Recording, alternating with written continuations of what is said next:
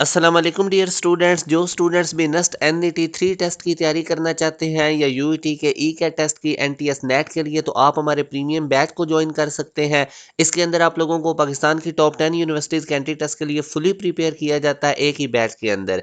जिस तरह fast university है, जीकी है, प्यास, नस्ट यूनिवर्सिटी, यूईटी यूनिवर्सिटी, तो इस तरह जो टॉप 10 यूनिवर्सिटीज़ आती हैं उनके लिए आप लोगों को प्रिपेयर किया जाता है। बड़े कंप्रीहेंसिव लेक्चर्स होते हैं, साथ साथ आप लोगों को चैप्टर वाइज वर्कशीट मिलती है। एंड पे आप लोगों का टेस्ट सेशन होगा। तो जो स्टूडेंट्स भी हमारे बैच की इन्फॉर्मेशन लेना चाहते हैं, वो इस दिए गए कॉन्टैक्ट नंबर पर रब्ता करके तमाम डिटेल्स ले सकते हैं। हमारे व्हाट्सएप चैनल को ज़रूर फॉलो करें। इसके थ्रू अभी आने वाले दिनों में आप लोगों को ई कैट के फुल लेंथ पेपर मिलेंगे, डिफरेंट यूनिवर्सिटीज़ के एंट्री टेस्ट की डेट्स, उनमें अप्लाई कैसे करना है, स्कॉलरशिप कैसे गेन करनी है, तो इस तरह की तमाम इन्फॉर्मेशन आप लोगों को हमारे व्हाट्सएप चैनल के थ्रू मिलती रहेंगी। इसका लिंक आपको इसी वीडियो के डिस्क्रिप्शन के अंदर मिल जाएगा। अभी आप लोगों के साथ ई कैट के हवाले से मैंने कुछ इंपॉर्टेंट एमसीक्यूज डिस्कस करने हैं नस्ट के लिए और ई कैट के लिए। जैसे ये पहला क्वेश्चन है, इससे पहले मैंने कॉम्प्लेक्स नंबर्स के चैप्टर में से आप लोगों के साथ एमसीक्यूज डिस्कस किए थे। जिन स्टूडेंट्स ने उस वीडियो को नहीं देखा, मैं इसी वीडियो में एंड स्क्रीन लगा दूंगा, आप लोगों ने देख लेना है। अब पहला क्वेश्चन है कि अगर दो सेट्स का इंटरसेक्शन और यूनियन इक्वल है, तो what can you say about the sets A and B. तो डेफिनेटली अगर दो सेट्स का इंटरसेक्शन और यूनियन उसी वक्त इक्वल आएगा जब वो दोनों सेट्स आपस में इक्वल होंगे। अब इंटरसेक्शन का मतलब होता है दोनों सेट्स के कॉमन एलिमेंट्स लिखने होते हैं, और यूनियन का मतलब होता है तमाम एलिमेंट्स लिखने होते हैं दोनों सेट्स के। तो ये कंडीशन उसी वक्त फुलफिल होगी जब दोनों सेट्स इक्वल होंगे। तो delta is the right answer. Next question में अगर आप देखें तो विच of the following shows that set A is a subset of the other set. अब आप याद रखें कि ये जो सिंबल होता है ना, जिस तरह लिखा हुआ है कि ये हमारे पास सेट होता है, और जो सिंपल ए लिखा होता है वो हमारे पास एलिमेंट होता है सेट का। अब ये जो अंदर ए लिखा हुआ है ये एलिमेंट है सेट ए का, जबकि ये जो ब्रैकेट्स के साथ लिखा हुआ है ये पूरा सेट है। तो अब ये सब सेट उसी वक्त होना चाहिए था जब ये सेट पूरा बिलोंग करता अदर सेट के हो। तो यहाँ से तो हमारे पास इस तरह गिवन ऑप्शन में कोई इस तरह का है ही नहीं, तो delta is the right answer. बाकी वीडियो को पॉज करके मैंने इसकी एक्सप्लेनेशन लिख दी है, आपने इसको पढ़ लेना है। नेक्स्ट क्वेश्चन में अगर हम देखें तो A is a subset of B, then B is superset of A, this condition holds true for which option. तो अब ये सिंपल अगर आप देखें तो वो खुद ही बता रहा है कि A सबसेट है B का, तो A सबसेट है B का, ये बीटा ऑप्शन में ये बात लिखी हुई है, बाकी किसी में भी नहीं लिखी हुई। इसमें वो कह रहा है कि A इक्वल है B के, तो ये वो सी ऑप्शन में कह रहा है B सबसेट है A का, तो हमारे पास beta is the right answer according to the given statement. इसी तरह नेक्स्ट क्वेश्चन में अगर मैं आपको बताऊं तो which one of the following properties of set is said to be commutative. तो यूनियन की प्रॉपर्टी सेट की कम्यूटेटिव होती है, ए यूनियन बी इक्वल होता है बी यूनियन ए के। आप लोगों ने ये सेट की प्रॉपर्टीज को एक दफा देख लेना है।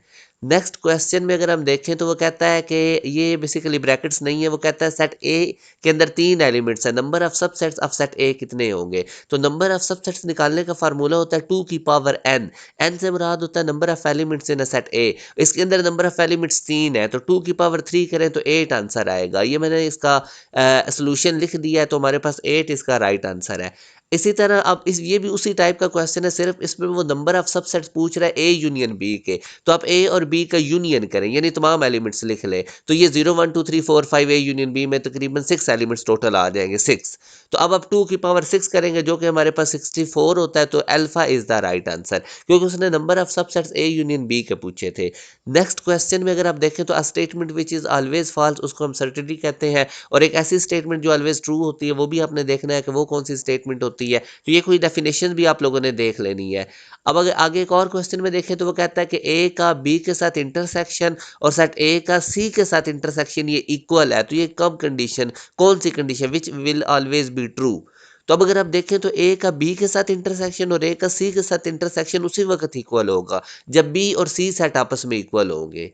तो ये मैंने इसकी नीचे एक्सप्लेनेशन लिख दी, आप लोगों ने इसको पढ़ लेना है। तो alpha is the right answer.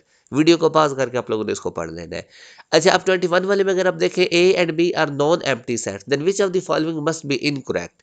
तो अगर ये ए और बी नॉन एम्प्टी सेट है तो इनका यूनियन कभी भी एम्प्टी सेट नहीं हो सकता, ये ऑलवेज करेक्ट है बीटा। तो ये अगर आप देखेंगे तो बीटा हमारे पास इनकरेक्ट स्टेटमेंट है according to the given statement. अब आगे अगर आप देखें तो सेट ए एक्स भी गिवन है, सेट वाई भी गिवन है, एक फंक्शन गिवन है जो कि आप अगर देखें तो एक्स टू वाई है, यानी कि हर एक्स के एलिमेंट्स को पेयर किया गया है वाई के एलिमेंट्स के साथ। 1 को ए के साथ, 2 को बी के साथ, 3 को सी के साथ, 4 को डी के साथ। मैंने अब आप लोगों को बताया था कि जब भी वो आपसे टाइप ऑफ फंक्शन पूछे तो आपने फंक्शन की रेंज देखनी है। अब इस गिवन फंक्शन की अगर आप रेंज देखें ए बी सी डी है, दूसरा एलिमेंट्स रेंज होता है, और ये एग्जैक्टली दूसरे सेट के इक्वल है जो कि वाई था। तो जब आपके पास गिवन फंक्शन की रेंज दूसरे सेट की इक्वल आ जाए है, तो उस वक़्त वो ऑन टू फंक्शन होता है और 1-1 ये ऑलरेडी है क्योंकि हर एलिमेंट सेट एक्स का पेयर किया गया है वाई के हर एलिमेंट के साथ। तो इसलिए 1-1 एंड ऑन टू इसका एग्ज़ैक्ट आंसर है और ये सॉल्यूशन मैंने लिख दिया है। आप लोगों ने एक दफ़ा इसको पढ़ लेना, एक्सप्लेन मैंने कर दिया है। अब आगे अगर आप देख रहे हो ये सिंपल सा क्वेश्चन है, ए और बी सेट में वो इंटरसेक्शन पूछ रहा है, तो आप देखिए इनमें से 2 कॉमन आएगा तो यही हमारे पास इंटरसेक्शन है, alpha is the right answer. ये वाला 2 नहीं बीटा टेक कर देना, आई कैचर से आप लोगों ने केयरफुल रहना है। ये इस तरह लिखते हैं इसका सॉल्यूशन सेट्स में। अच्छा आगे अगर आप देखें तो which of the following is equal to universal set. अब ए यूनियन ए करेंगे, ए का ए के साथ यूनियन करेंगे तो वो ए के इक्वल आ जाएगा। ए और यू का अगर यू बेसिकली यूनिवर्सल सेट होता है, इसमें तमाम एलिमेंट्स होते हैं। अगर सेट ए का इंटरसेक्शन करेंगे यूनिवर्सल के साथ तो वो ए सेट की इक्वल आएगा इनके कॉमन।